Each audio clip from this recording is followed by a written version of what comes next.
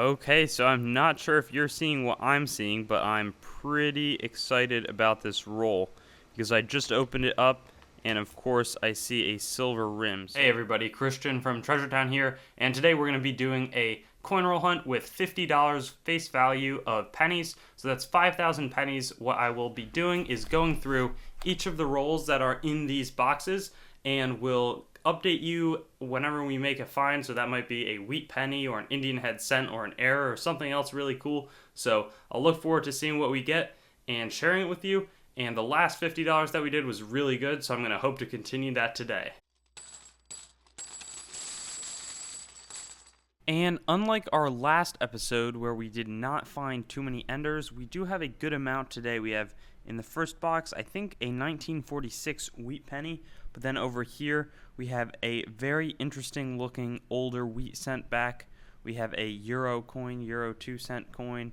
We have a Canadian, and then we have another unknown wheat penny back. So between these two boxes, there's going to be a lot of fun stuff to hunt, and we'll see what happens. And we're literally 2 rolls in, and we already have a Canadian 1995, but more importantly, an interesting reveal coming up, and I'm excited because the ears of the wheat are pretty slicked back. So we'll flip it over. 1924, that's one of the oldest ones that I found in a little while. We got a 1918 on the last one, but that was early in that first box. 1924 to start us out, though, is going to kick us off, and hopefully it'll set a good precedent for the rest of the boxes. And in roll 5, we're also going to be able to reveal another wheat. This one looks slightly newer, though, and it is 1941, so start of the American involvement in the World War, but a fun one to pick up. And, you know, again, at this rate, we're going to be getting about 20 per box, so that would be pretty awesome. Follow that last roll up with another wheat cent. This one, though, was on its heads side, 1948 on the obverse. So a good pickup, a little detail left over in those wheat ears, cool. But we also added a Canadian as well, this one being from 1983. And we'll count up on our streak with a third one in a row, date being 1946. And I actually think that this was the ender that I checked out earlier, but now that I think of it, still a fun coin though, and we'll hope to extend that over the next few rolls.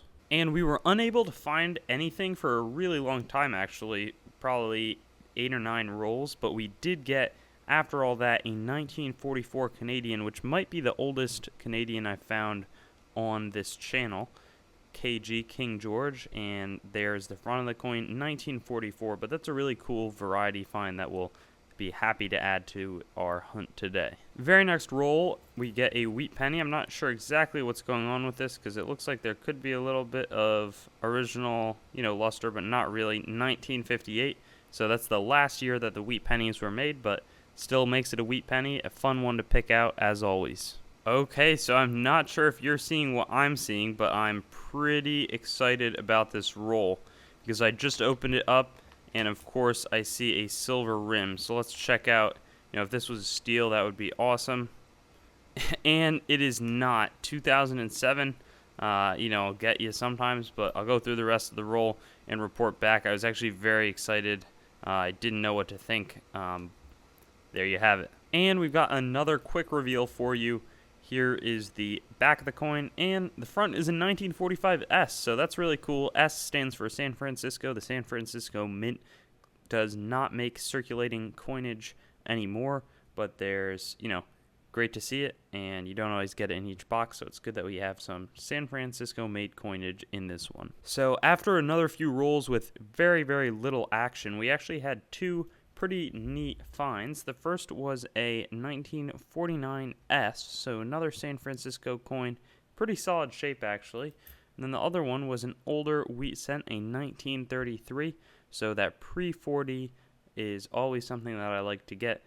They're definitely more difficult than the 1940 to 1958 wheat pennies, so we'll see if we can't get a few more. But between that 24 and the 33, we've done pretty well there, as well as getting already 2 San Francisco ones. And here we have nothing crazy to report on, but we did find a 1944 in pretty tarnished, beat up shape in this last roll. So nothing too out of the ordinary, but I always do show off any wheats that we find. At this point, we're nearing the end of our first box with 6 rolls left after this one, but we did get a 1956D. Again, rolls were pretty quiet for a while. It's kind of come and gone in bursts of a few and then silent again, but hey, I'm glad to add to our totals, and we'll see how far it'll increase. I will do an update, though, after our first box about the total state of everything. And in the last roll of that first box, we have a 1945 here. Solid coin and a halftime report, if you will. We've got, including that 45, we have 10 wheat pennies and 10 Canadians, so an even mix. We'll hope to improve on those totals in this box. Of course, 2 already showing, as well as a couple of foreigns. So we'll repeat our last wheat penny find with a 1945 again in our next one, except this one does have a little damage on the left wheat ear. So we'll see what happens. That was 5 rolls in, and we'll see what happens in the remaining 90% of that last box. And again, a fair amount of time passing until we hit our next wheat penny, but 1957, so second to last year. We get a lot of 1957s. I'd even say that's the most common year we find, though I don't know if we've gotten any other ones this time, but we'll see what we have in our last couple of rolls. And I guess we may get some good action, maybe another pocket here, because the next roll got us a 1956D wheat penny. Pretty worn, though. Not a spectacular coin by any standard, but again, it's a wheat penny, and we often try to get as high of a number as we can. No way. Just like that, in our very next roll, we hit a 1911.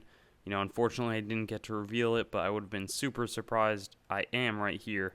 That's an 108-year-old coin. The Lincoln pennies for the wheat pennies went all the way back to 1909, so this is only the 3rd year that they ever had Lincoln's face on the obverse of the penny, and that's probably going to be the oldest coin, though hopefully not in these boxes today, but that's a really, really great find right here. 2 rolls later now, I got a 2009 right here, and then an interesting wheat penny that seems to be very worn up here, so we'll see what the year is. 1946, not super old. Still pumped, though, about that 1911 that we just found.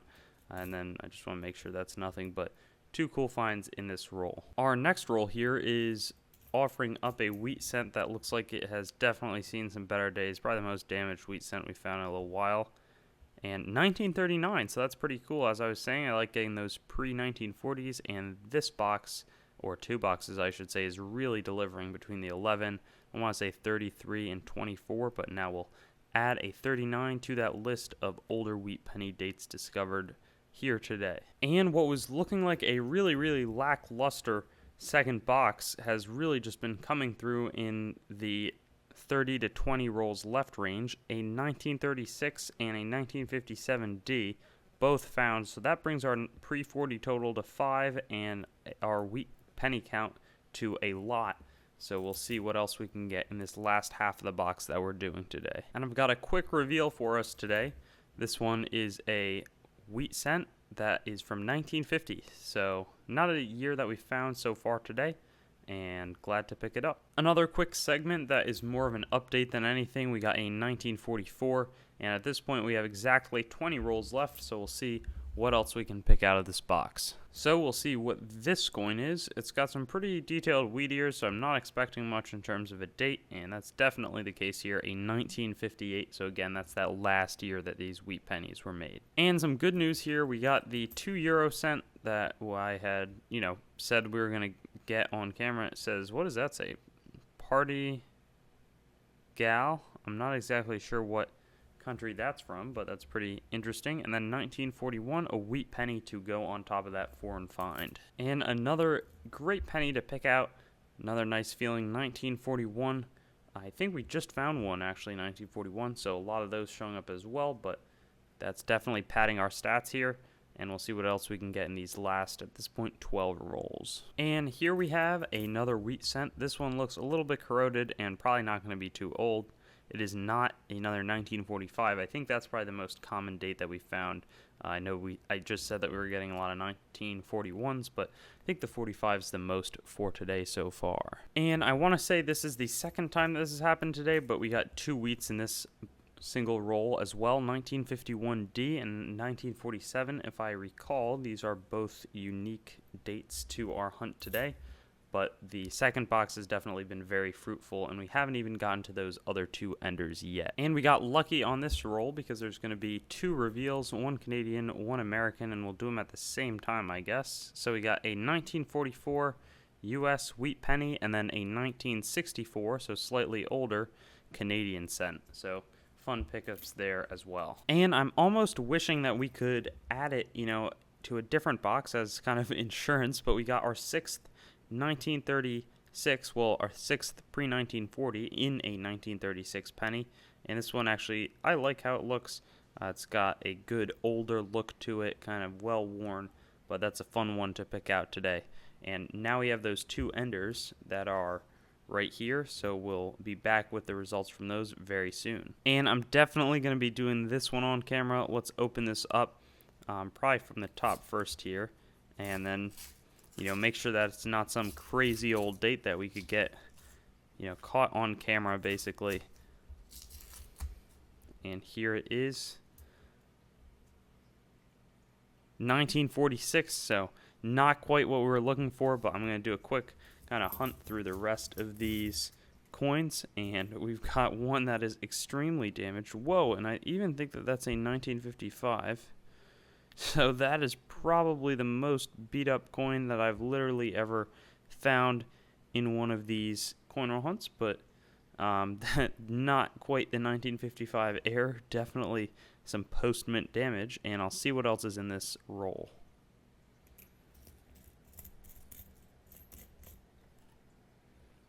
No way. So I'm going to just move the camera over, but we actually got two more in the form of a I think that says 57D, and a 1950-60, still in that roll, and I'm not even done hunting it. That looks like something as well. 1946.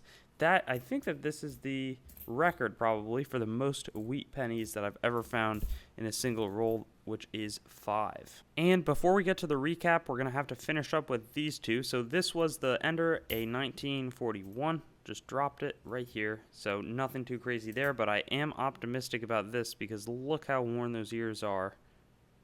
And it is a 1916, marking our second 100-plus-year-old find and potentially our most beat-up coin for the box. I think that this pretty much takes the cake with that interesting swirl on the outer edge of it, but this one definitely has some problems. I'll look forward to seeing you guys in the recap, though. So now it's time for our wrap-up, and this was an incredible set of two boxes, but we had three 2009s, 1 euro coin, 2 cents from the European Union.